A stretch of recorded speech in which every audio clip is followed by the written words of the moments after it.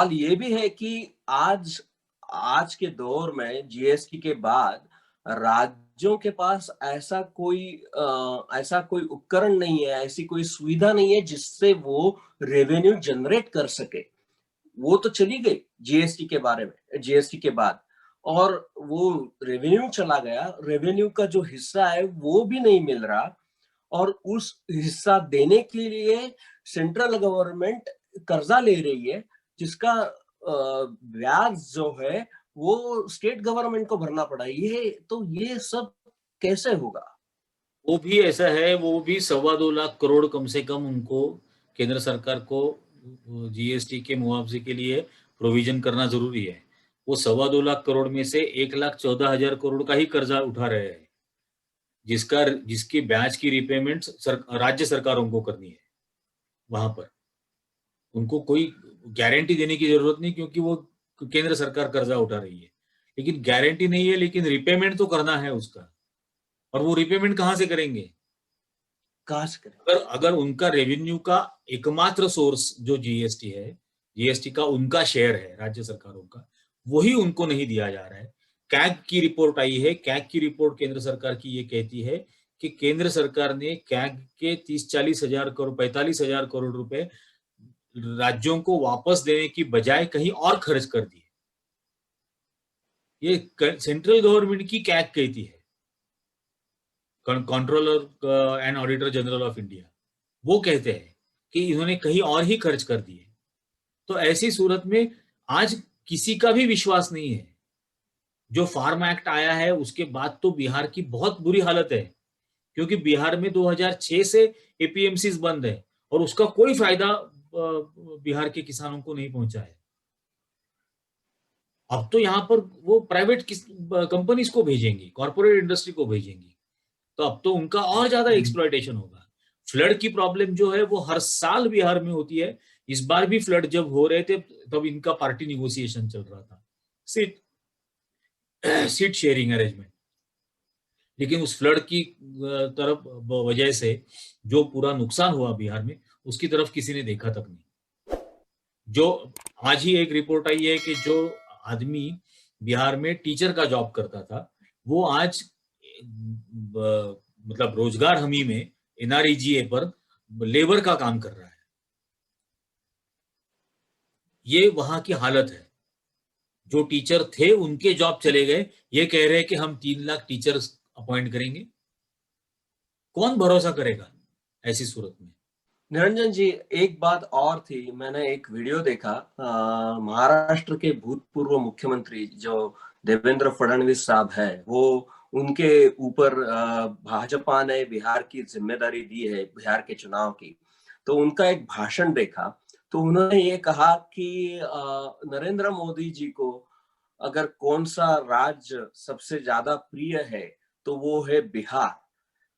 तो मैं थोड़ा उलझन में पड़ गया, क्योंकि आपने जो बात की थी उसके ऊपर ही मैं जाने वाला था कि मोदी जी ने कहा था कि 1 लाख करोड़ का पैकेज देंगे। उस पैकेज का क्या हुआ? सीताराम जी ने महोदया सीताराम जी, उन्होंने कहा था, उन्होंने तो कई निर्मला लाखों सीतारामन। करोड़ों की बात की थी कोविड के बारे में। उनका क्या हुआ? तो और अभी ये कह रहे हैं कि सबसे प्रिय जो राज्य है नरेंद्र मोदी जी को, तो वो बिहार है। तो वो बिहार से चुनाव क्यों नहीं लड़ते? वो एक सवाल है। तो आप इसके ऊपर क्या बात करेंगे? ऐसा है, महाराष्ट्र के मुख्यमंत्री बिहार में जाकर मतलब महाराष्ट्र के भूतपूर्व मुख्यमंत्री बिहार में जाकर इस बात को कहते हैं कि नरेंद्र मोदी को पूरे देश में अगर कोई राज्य प्यारा है तो वो बिहार है। तो जब तक देवेंद्र फडणवीस महाराष्ट्र के मुख्यमंत्री थे, तब तक क्या वो सौतेले बेटे की तरह उनको नरेंद्र मोदी की तरफ से बर्ताव हो रहा था? उनको इस बात की शर्म आनी चाहिए कि देश का प्रधानमंत्री दो राज्यों के बीच में इस तरह से मतलब डिफरेंस करता है। हर राज्य को देश के प्रधानमंत्री ने इक्वली ट्रीट करना चाहिए। इसमें कोई प्यारा दुलारा और कोई नकारा हम कहेंगे, ऐसा नहीं हो सकता है। पूरे देश की जनता के वो प्रधानमंत्री है, वो एक राज्य के प्रधानमंत्री नहीं है। हालांकि वो गुजरात से है, चुनकर उत्तर प्रदेश से आए हैं और अभी भारत इंडिया के प्रधानमंत्री है, लेकिन इस तरह से अगर वो कहते हैं कि नरेंद्र मोदी को सिर्फ बिहार प्यारा है अन्य राज्यों की तुलना में, तो इस बात को कहना भी बहुत गलत है और आपत्तिजनक है। और खासकर महाराष्ट्र के मुख्यमंत्री ने, भूतपूर्व मुख्यमंत्री ने कहना, क्योंकि इसका सीधा मतलब ये निकलता है कि जहां जहां चुनाव है, तो चुनाव के दौरान प्रधानमंत्री को वो राज्य सबसे प्यारा होता है, चुनाव के बाद नहीं होता। क्योंकि पिछले चुनाव में उन्होंने कहा था, जैसे आपने कहा, 1.25 करोड़ का पैकेज उन्होंने बिहार को प्रॉमिस किया था। जैसे ही वो चुनाव हार गए, तो उन्होंने वो 1.25 करोड़ भूल गए वो पैकेज देना।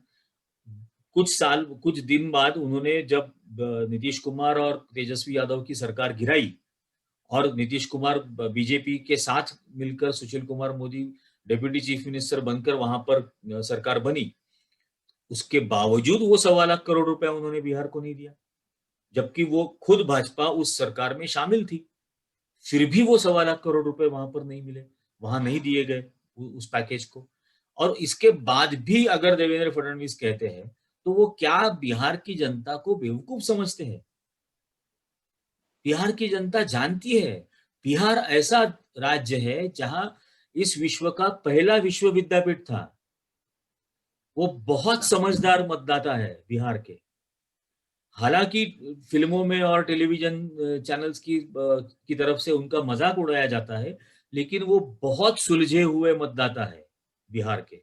और वो इस बात को भी समझेंगे, देवेंद्र फडणवीस की इस बात को भी समझेंगे, और किस तरह से उनके साथ ये बर्ताव हुआ है पिछले 5 सालों में, ये भी वो जानते हैं। तो इसका बहुत कड़ा जवाब वो चुनाव के दिन जरूर देंगे।